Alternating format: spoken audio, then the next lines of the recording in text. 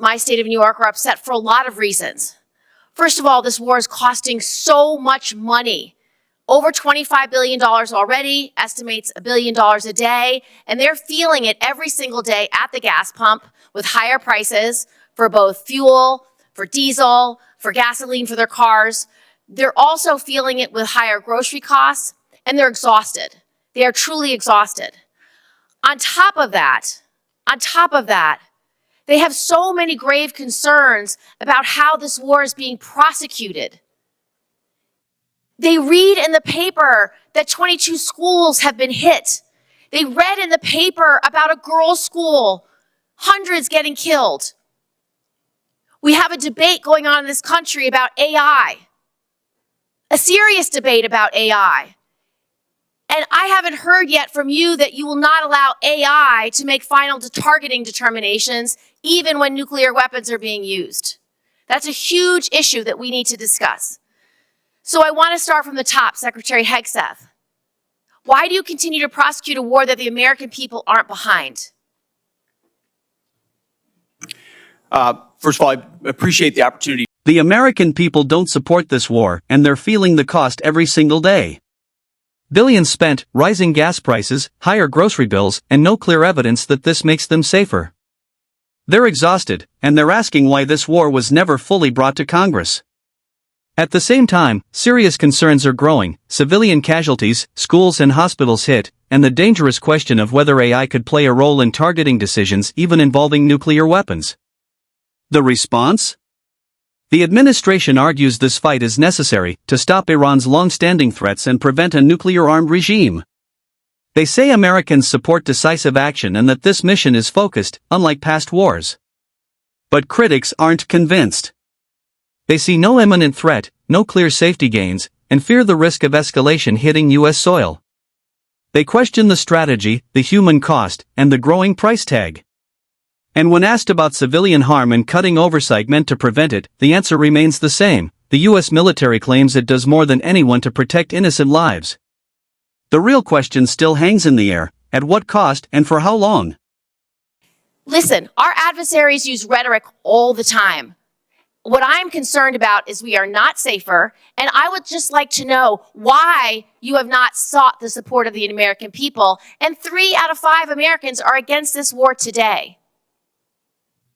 I believe we do have the support of the American people, and we have briefed regularly what this mission looks like and why it's critically important that we undertake it. And I would remind you and this group that we're 2 months in to an effort. And many congressional Democrats, as I pointed out, want to declare defeat 2 months in. Iraq took how many years? Afghanistan took how many years? And they were nebulous missions that people went along with. This is different. This is a defined mission set that we have had great success in pursuing against a determined enemy who seeks nuclear weapons. And I'm proud of the opportunity to remind the American people, because they believe in it as well, that they can't have it.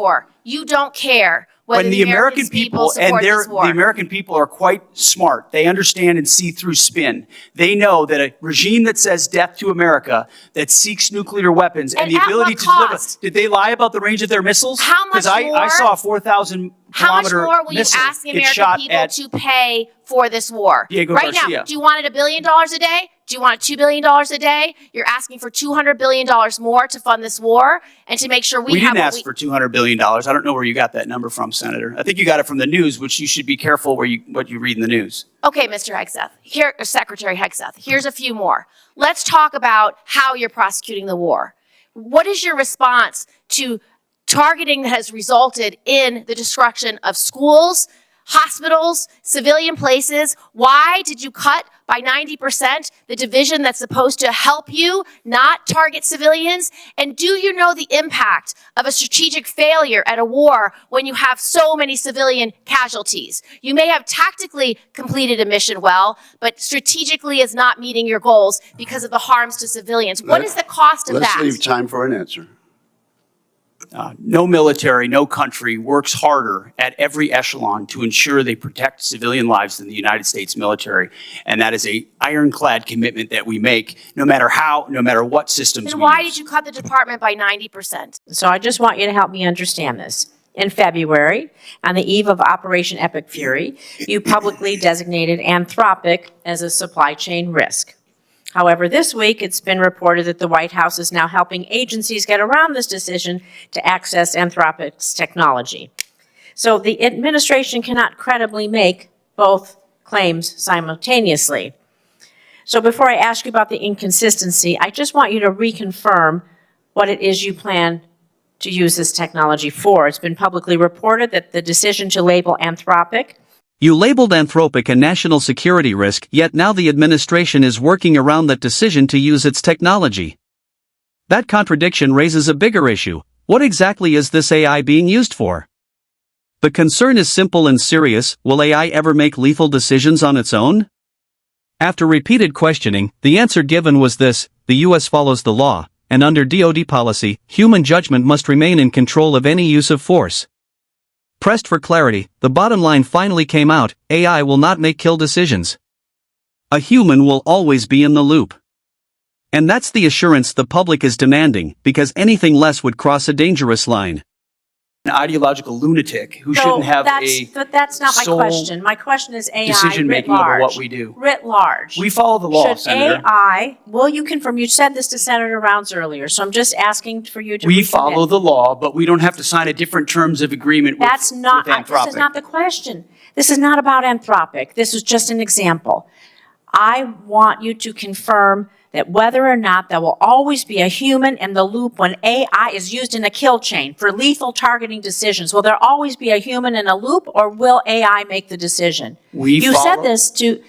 What? We follow the law and humans make decisions. So you will confirm what you said to Senator Rounds, that a human will always be in the loop when AI is used. Which is why that's that's part of our terms of service anyway. You know, It's how we operate. all I want to say is this. There is a DoD directive, 3000.09, which mandates that autonomous and semi-autonomous weapon systems be designed to allow commanders and operators to exercise appropriate levels of human judgment over use of force. That is in the DoD That's why we follow the law, Senator. So the answer is yes, Mr. Secretary. The answer is we follow the law. Absolutely. I think this is more important than following the law. On ending the war, traders suddenly bet $500 million on the price of oil, which, once Trump made his announcement, immediately dropped. It happened again on April 7th, and then again on April 21st, a surge in oil bets, then a Trump post, and then a huge shift in oil prices in just the space of minutes. It looks like insiders have been making out like bandits, using secret information about the war. Now, one U.S. soldier has been charged, but that was for betting on capturing Maduro months ago. Not a single person has been charged in the many, many, many trades over the Middle East war. So, Secretary Hegseth, do you have any explanation for these perfectly timed spikes in trading activity other than insider trading? Senator, all I can tell you is that everything we've done in our department, everything we've done with information, in working with the White House and across the interagency has been completely above board. Well, so what does it mean? Do you have any other explanation other than insider trading? Do you have a story for why just minutes before there's an announcement, there's a surge in trading activity? Senator, I'm more than focused on doing my job and ensuring we execute properly, which thankfully, under this administration, our troops have done incredible things in all these missions. My job in all of those moments is to make sure we're prepared. And that's part of the reason why we've been so successful in these raids, in these efforts, is that this joint force is prepared. You're saying you're not paying any attention. Massive oil trades, hundreds of millions of dollars, placed just minutes before major announcements, then prices swing instantly. It happened again and again. To many, it looks like insiders cashing in on war. When pressed, the response was simple: everything is above board, and the focus is on military operations, not the markets. But that answer didn't land. Because the real concern isn't trading, it's whether sensitive information is leaking from inside. Then came another allegation, possible financial gain tied to defense investments. The response? Flat denial, completely false, never happened, not about money. Still, the law is clear, strict limits on defense-related investments, and full transparency is required.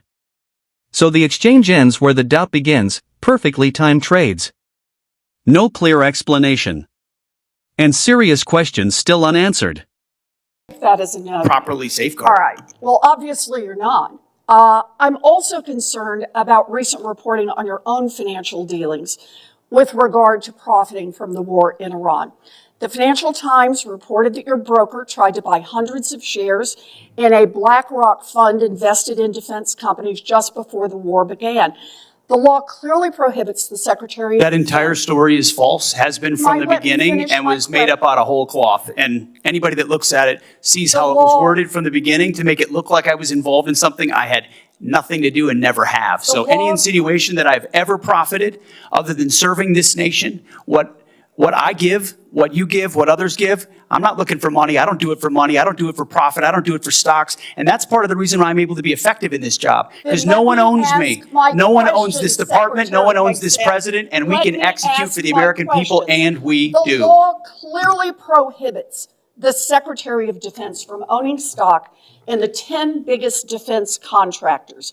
Other senators and I sent you a letter with detailed questions about this, and you have not given us a response. So I'd like to hear you say, did you, through your broker at Morgan Stanley or otherwise, seek to invest in any defense-related funds right before Trump started the Iran war?